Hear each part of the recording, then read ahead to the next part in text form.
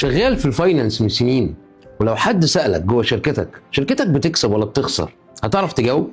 معظم المحاسبين بيشتغلوا في جزء صغير داخل الإدارة المالية، بيشتغل في الحسابات، بيشتغل في المراجعة، بيشتغل في التكاليف، الضرايب، التريجري.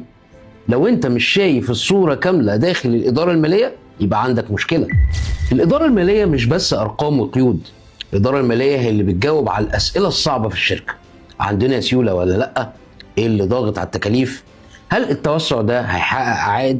وهل الشركة بتحقق هدفها الاستراتيجي؟ علشان كده شهادة AFM هي اللي هتخليك تشوف الإدارة المالية والشركة بتاعتك بصورة كاملة بعين واحدة من فوق.